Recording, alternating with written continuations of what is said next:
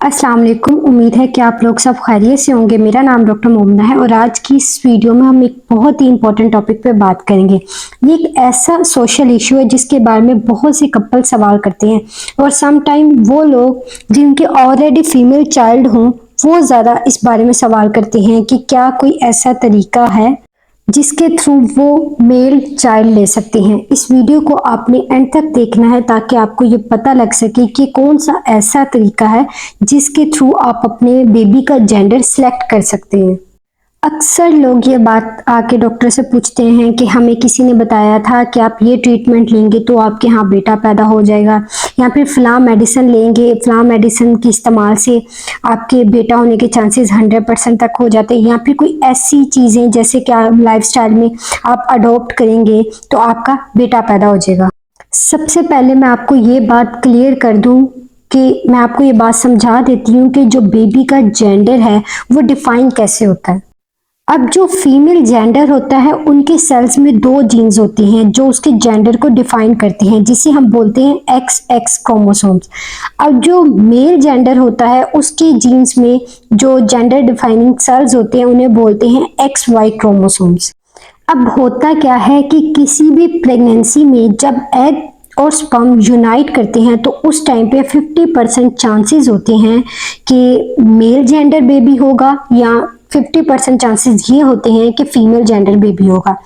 अगर तो x Y chromosome होगा तो उस केस में मेल जेंडर बेबी होगा, और अगर एक्स एक्स क्रोमोसोम होगा यूनाइट तो फिर उस केस में फीमेल जेंडर बेबी होगा। तो यहाँ तक तो आपको बात समझ आ गई होगी कि बेबी का जेंडर डिफाइन कैसे होता है। यहाँ तक अब आप ये बात जान गए होंगे कि मेल जेंडर बेबी में Y factor always come from sperm, यानी कि मेल बेबी के जेंडर में क्या होता है, जो वाई क्रोमोसोम होता है वो स्पर्म से आता है। ये बात साइंटिफिकली प्रूव है कि बेटा होगा या बेटी होगी, ये बेटा या बेटी होने की जो वजह है वो स्पर्म के अंदर जो क्रोमोसोम होता है वो इस बात का जिम्मेदार होता है कि आने वाला बेबी या फर्टिलाइजेशन के दौरान जो एम्ब्रियो बन रहा है वो आपका जेंडर बेबी होगा या बेबी गर्ल होगी या बेबी बॉय होगा। तो ये बात स्पर्म के अंदर जो क्रोमोसोम्स का मटेरियल होता है वो इस बात को डिफाइन करता है, वो इस बात का रिस्पॉन्सिबल होता है बेटा या बेटी पैदा होने पे। अब ये बात प्रूव करती है कि बेबी के जो जेंडर है या बेटा या बेटी होने के लिए कोई भी मेडिसिन, कोई ट्रीटमेंट इस चीज़ के लिए रिस्पॉन्सिबल नहीं होता, वो आपके बेबी का जेंडर चेंज नहीं कर सकता। मेरी सारी बात करने का मकसद ये था, मैं आपको ये समझाना चाहती थी कि आपको जो डिफरेंट ट्रीटमेंट्स बताए जाते हैं वो आपके बेबी के जेंडर पे कोई असर नहीं रखते।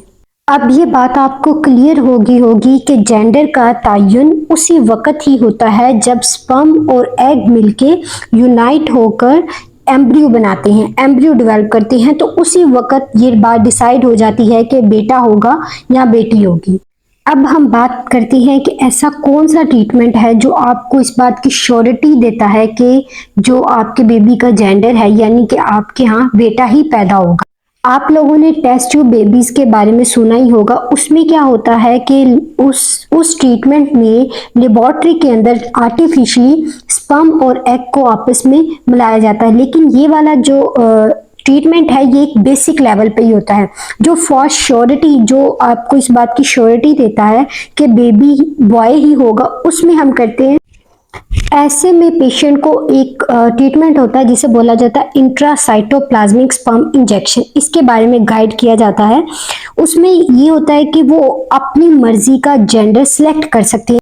यानी इस ट्रीटमेंट में क्या किया जाता है, एग के अंदर स्पर्म का जो मटेरियल वाई क्रोमोसोम मटेरियल होता है सिर्फ वही इंजेक्ट किया जाता है ताकि जो बेबी का जेंडर है वो बेबी बॉय ही हो, यानी बेटा ही पैदा हो। इसलिए ये एक ऐसा प्रोसीजर है जिसको यूज करके, जिस ट्रीटमेंट के थ्रू आप अपने बेबी का जेंडर सिलेक्ट कर सकते हैं। अब इस ट्रीटमेंट में जो माँ के अंदर एम्ब्रियो ट्रांसफर किया जाता है वो यही होता है कि उसके अंदर वाई क्रोमोसोम का मटेरियल होता है। लेकिन मैं आपको ये बता दूं फिर भी ये ट्रीटमेंट 100% इस बात की श्योरिटी नहीं देता कि आपके यहाँ बेटा ही पैदा होगा, लेकिन इस ट्रीटमेंट के थ्रू ज़्यादा चांसेस होते हैं, 80% चांसेस होते हैं कि अगर आप इस तरह से एम्ब्रियो को ट्रांसफ़र करवाते हैं माँ के अंदर, तो ज़्यादा चांसेस हैं कि जो बेबी है वो बेबी बॉय ही होगा। उम्मीद करती हूँ कि इस वीडियो से ये बात आपको समझ आ गई होगी कि आईवीएफ ही एक ऐसा तरीका है जिससे जेंडर सिलेक्शन पॉसिबल है। उसके अलावा कोई ऐसा तरीका साइंटिफिकली प्रूव नहीं है जिससे आप अपने बेबी का जेंडर सिलेक्ट कर सकते हैं। अगर आपका इस वीडियो से रिलेटेड कोई भी क्वेश्चन हो तो आप मुझसे कमेंट सेक्शन में पूछ सकते हैं। उम्मीद करती हूँ कि ये वीडियो आपके लिए जेंडर सिलेक्शन में बहुत ज़्यादा हेल्पफुल रही होगी। मेरे चैनल को सब्सक्राइब कर दीजिएगा और मेरी वीडियो को लाइक करिएगा। अगर आपका कोई सवाल हो या आप चाहते हैं मैं किसी स्पेसिफिक टॉपिक पे वीडियो बनाऊँ तो आप मुझे कमेंट सेक्शन में बता सकते हैं। मिलते हैं नेक्स्ट वीडियो में, तब तक के लिए अल्लाह हाफिज़।